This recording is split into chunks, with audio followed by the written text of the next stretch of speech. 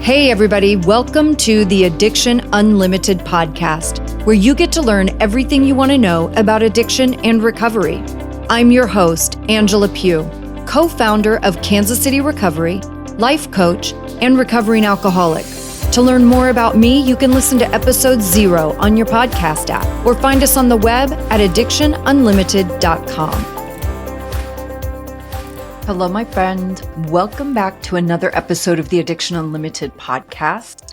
We're going to talk about alcohol and relationships today and all the things that entails. I was texting back and forth with a client the other day, and she's an entrepreneur like me, and she's in her first few months of sobriety. Her schedule is crazy. Her recovery is definitely a priority, and she's trying to navigate all the relationships in her life as she's being a sober mom, wife, friend, and daughter. And she loves, of course, being free from alcohol, but she really needs the people around her to understand the difficulties of getting sober and to be more supportive of the journey. And her parents and some of her friends struggle to even see that she has a problem with alcohol, right? So they tend to minimize the whole thing or be kind of dismissive about it. Her husband definitely knows it was a major problem and is a great supporter, but also feels like this recovery thing takes a lot of time and it takes her away from the family to go to meetings or even to do online meetings and to do all the healthy things that she needs to do to take care of herself. And a couple of weeks ago, she was totally exhausted, not feeling great. So she went to her room and she was laying down. And he came in and asked if she was okay and what's going on. And then he asked her if she had been drinking. Well, you can imagine how that went, right? She got super angry and the conversation did not go well. And as I'm sure you've experienced, there are a lot of growing pains that come with change. When you make major changes in your life, it tends to change everything. Whether it's an exercise journey or a breakup or a new job, like all your routines get disrupted and everybody has to adjust. Sobriety is the same way. And I understand why she's feeling so stressed and so much pressure. She wants to be sober and celebrating this major milestone of growth and change, but the people around her don't get it. And I've worked with hundreds of people and spouses and families over the years, and I've seen this pattern so many times with so many people. When you're consumed with your commitment to not drinking or smoking or whatever your thing is, it can be difficult to know how to bring your people on the journey with you. You want to keep moving forward, show your family how much better you are, and do everything better. But sooner or later, the excitement turns to like, I'm so exhausted. I wish they were more supportive, and I just want everyone to leave me alone. So how can we help the people we love understand what we're doing and why it's necessary? And how can we support them in their own process? And a couple of things I want to start with, and talking about who we are in active addiction, right? We are different people when we are using drugs or drinking alcohol. We are not honest. We're hiding things. We're selfish. We're especially hiding how bad we feel on the inside, right? The depression, self-loathing, guilt and shame. And we are trapped. And what happens to the people around us is they're confused. They're overwhelmed, baffled by the whole thing, hurt, disappointed, exhausted, and powerless because there's nothing they can do to stop it. There's nothing they can do to fix it, change it, help us, or make it stop. They lie for us, cover for us when we aren't at gatherings or events or when we're late, telling people we're sick, making excuses with the kids, and they're picking up all the pieces as we are falling apart. And if you're like most of my clients, you're high functioning, and putting a ton of time and energy into hiding what's really going on. You're making sure everything looks good on the outside so no one knows the disaster that lives on the inside. So what happens is you put on this show and you do everything in your power to make it look to the world like you really have your shit together. Then you're mad when people don't understand you have a problem and they aren't supportive the way you want them to be. You see how that isn't fair? You did everything you could to convince everyone you didn't have a problem. You can't be mad at them because your plan worked. It's not their fault that you were a master manipulator and deceived them, right? That's really what it comes down to. So let's break down the anatomy of addiction real quick, because I want you and your loved ones to understand the core of the whole thing so that you can also understand the core of recovery and what's necessary to heal and stay sober. What we don't deal with well is feelings. Any feelings. Happy, sad, bored, overwhelmed, left out, inadequate, mad, disappointed, any feeling. Feelings create anxiety, and we are people with anxiety. I can't tell you how many people will get on a consultation call with me, and one of the first things they'll say is, I have really bad anxiety. I have really bad social anxiety. I'm like, yes, we all do. You're not unique. We all have horrible anxiety. It's just the name of the game. And what happens, we have the feelings, and the feelings create the anxiety, which just makes us super uncomfortable. Then we use things to make us feel better. Drinking, drugs, sex, shopping, food, sugar, right? We're using all the things. We also isolate, whether that's physically isolating and really pulling back from people, or emotionally isolating. Because when we're alone, we can relax, right? I feel like there's always sort of this sense when you're around people a lot, there's always this sense of like, I have to put up the character or put on the show. But when we're alone, then we can just relax and be 100% who we are. And of course, that feels better. And there's another side of this too. As human beings, we also tend to be very selfish. It's not on purpose. We're just in our heads 24/7 thinking about ourselves and what we want, how we want things to happen, and how we want people to behave. And we get into a bad habit of not considering how the other people feel and what they want. So while you are thinking about you, your partner is thinking about them.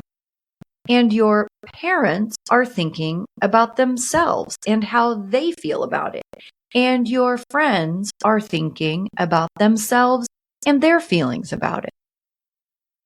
The point of this episode is to shed some light on what everyone is feeling and thinking so that you can better understand one another and communicate in an honest and simple way so everyone can be on the same page.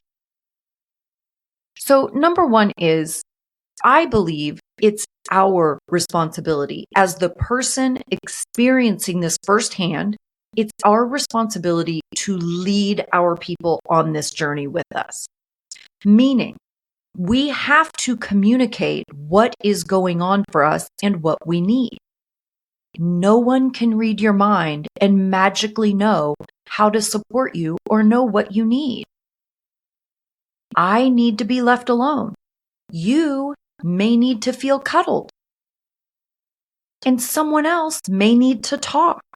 You have to speak up and tell people if you don't want them to drink around you, or you don't want alcohol in the house, or if you want to go to gatherings and events and parties, or if you don't. Tell them what kind of time you need to take care of yourself. Tell them what duties or chores you need them to help with to allow for the time you need. Tell them if it's okay to ask questions or if you need some time to figure things out before you're ready to answer questions. You have to lead them and communicate what's important to you. Number 2, don't be angry if they don't get it. They're not going to get it.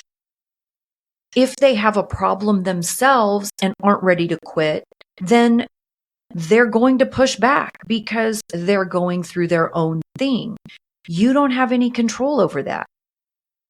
If your person doesn't have their own problem and you went to great lengths to hide your problem, then you don't get to be mad that they don't get it.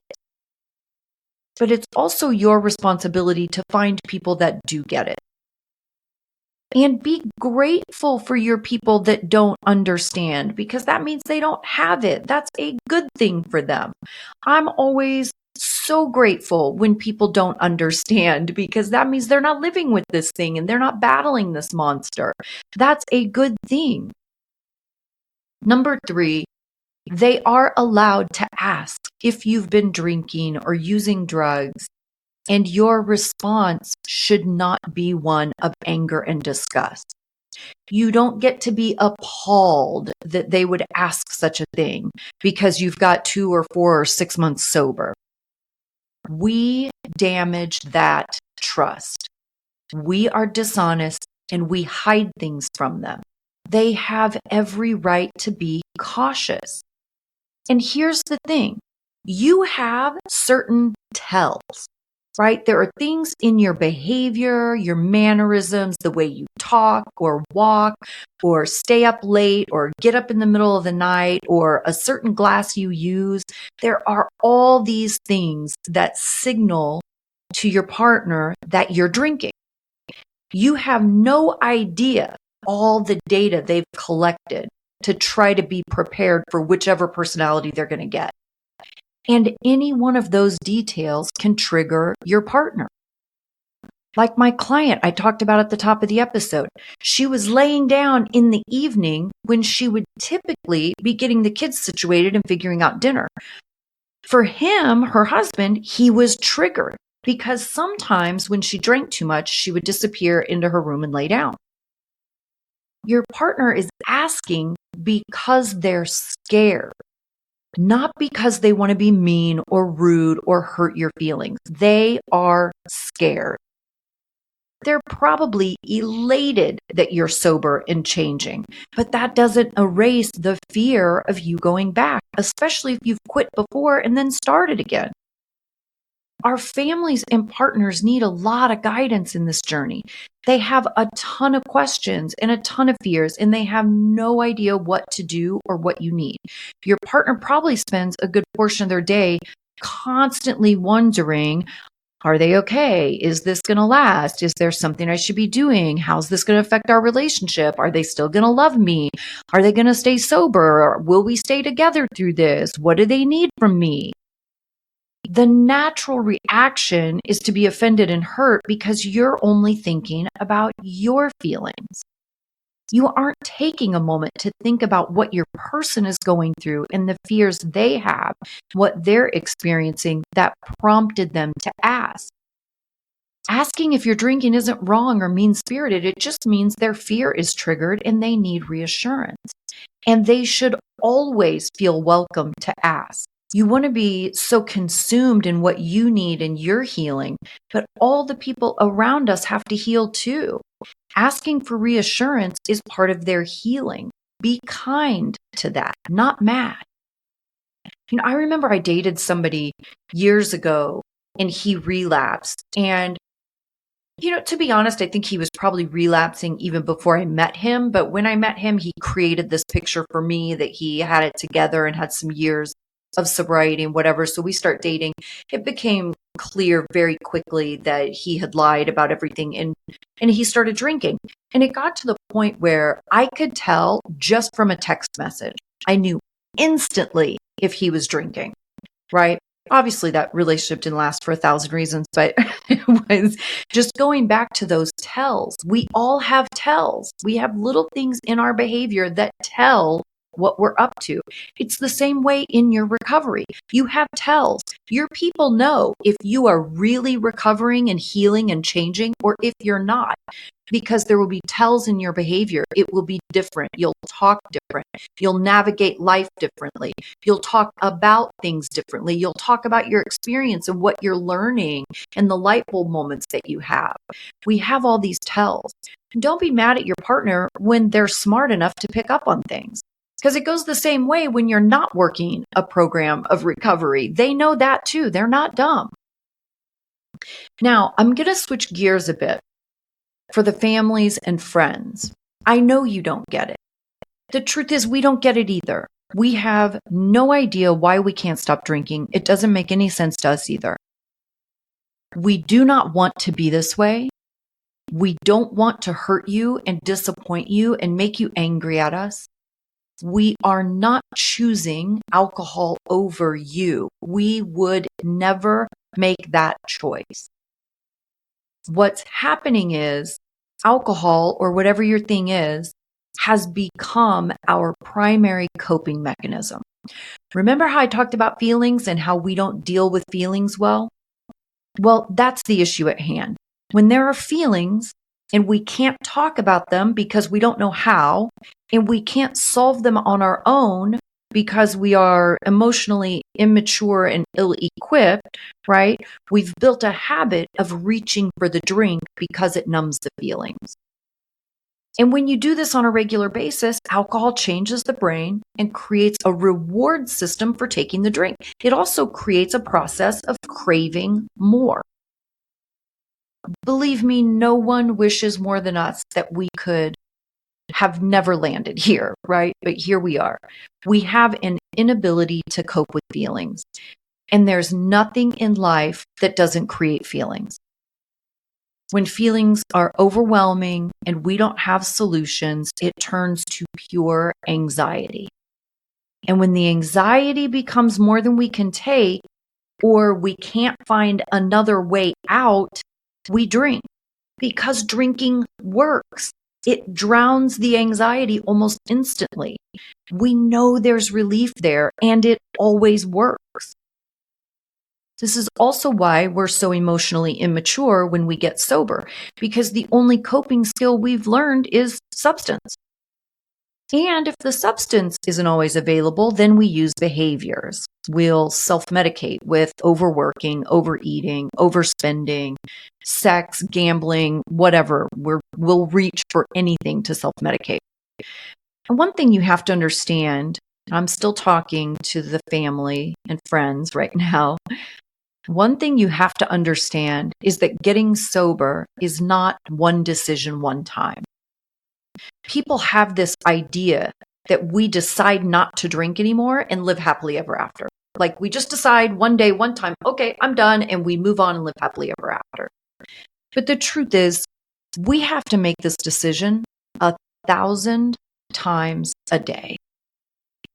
Not drinking changes everything. Now I have no relief. I have no friends. I have nowhere to go because everything I'm used to doing revolves around alcohol, and everybody I'm used to hanging out with revolves around alcohol. So on top of being uncomfortable in my own skin, having an inability to understand and effectively cope with feelings, now I have to be different and left out and more alone than ever, and I have to just sit in it. So no, it's not just one decision, one time. It's one decision 1,000 times a day, with all the weight of my family's happiness and their hurt and anger and disappointment resting solely on my shoulders. How do you think you'd perform under those circumstances?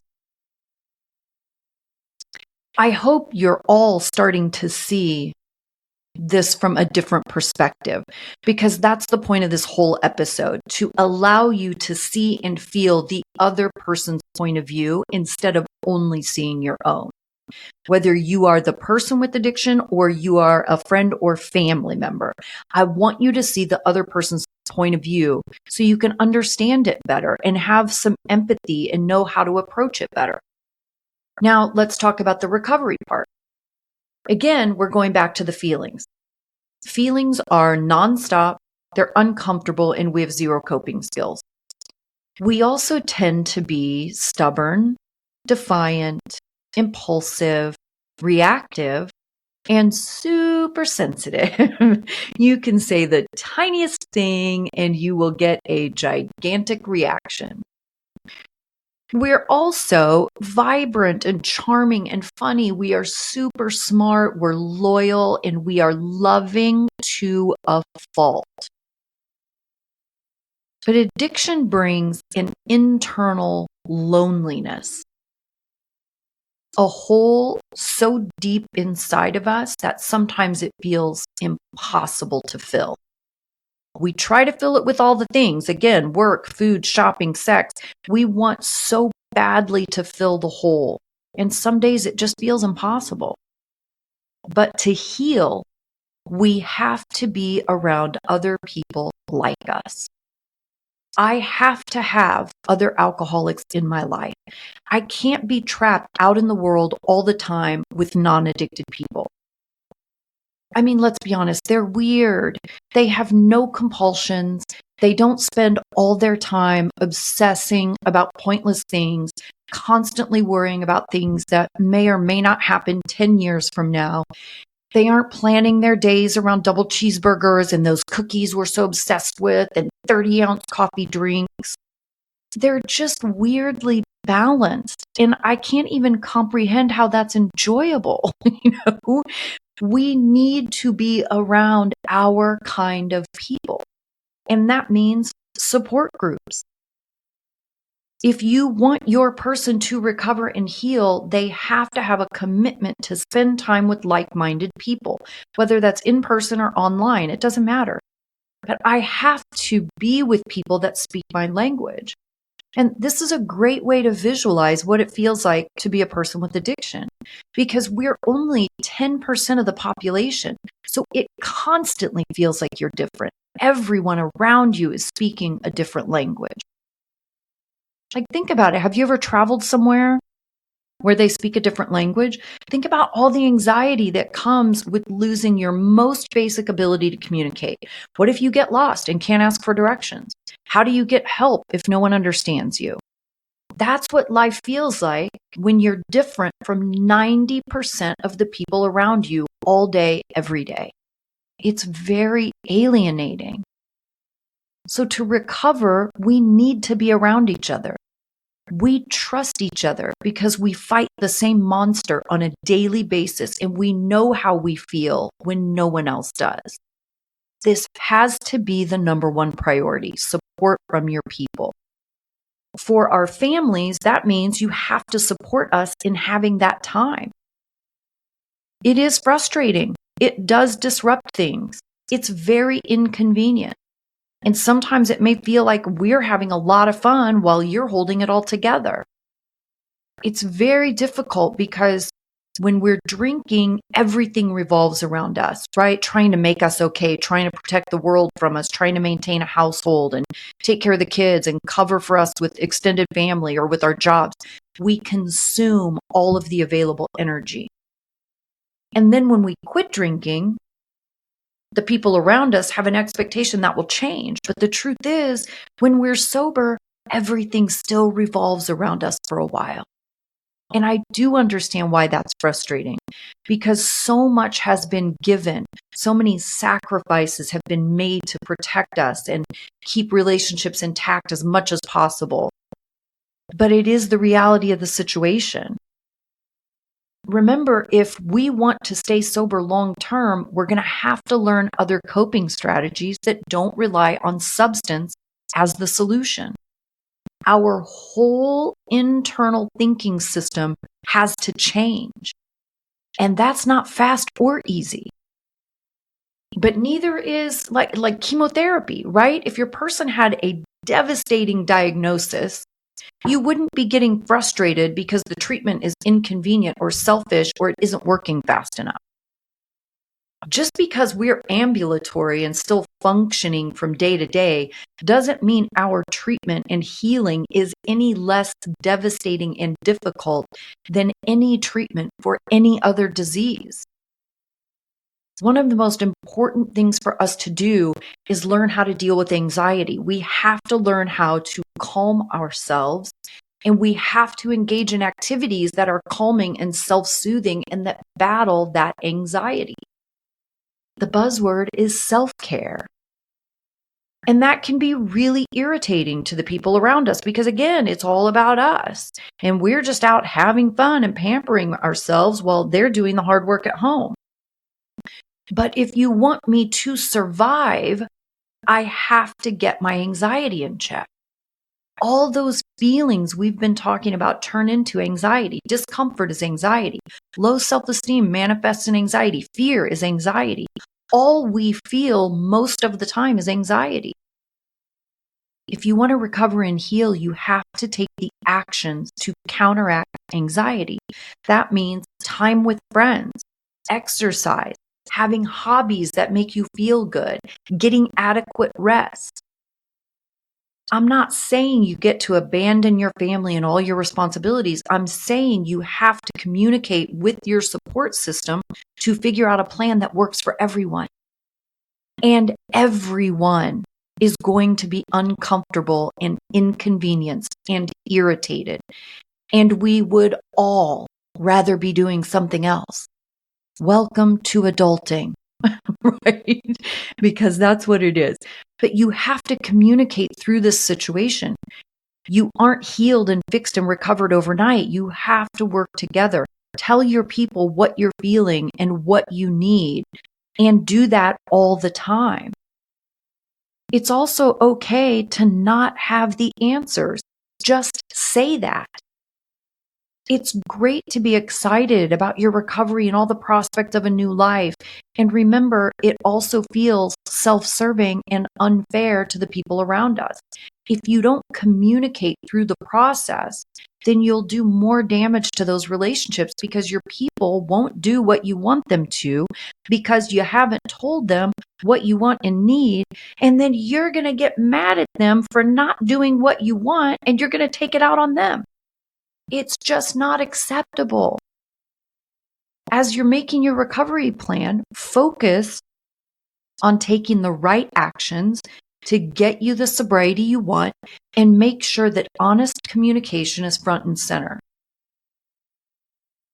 You are your responsibility. Your needs, your plan, your recovery is yours to create and protect. And if you aren't taking it seriously, then you can't expect anyone else to take it seriously. If you're playing the yo-yo game and you're constantly doing this half-assed with one foot in and one foot out, then nothing is going to work. That's for damn sure.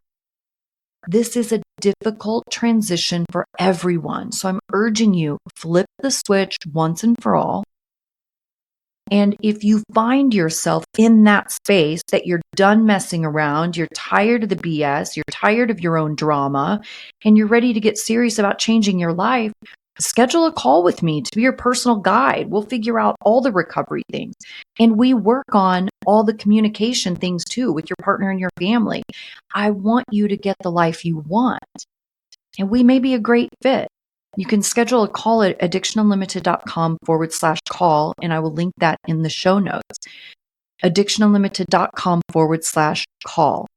You guys, this is so important to be able to see each other's point of view.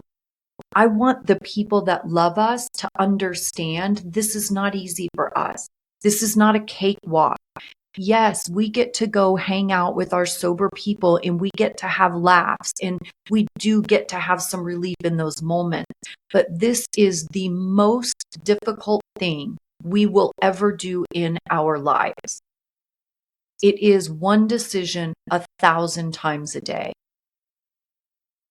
And for us, with the addiction for our families. You guys, you have to sit back and give your family some grace. There is no way for them to understand what you are going through. There is no way for them to get what it feels like and how hard it is and all the challenges. The truth is, especially when you're new, you don't even understand it. So how the hell do you expect anybody else to understand it? That's why we just have to communicate. Even if you don't have the answers, just say that. Just say, hey, listen, this is what I'm doing. This is what's going on for me. I don't have all the answers. I don't know what this is going to look like from day to day. I don't know how I'm going to feel or how things are going to change. I have no idea. But I know I want you on this journey with me. And if we can just keep talking about stuff, then we can get through it. But take the time to understand each other's sides. It's the only way to get through this. We all get through it together.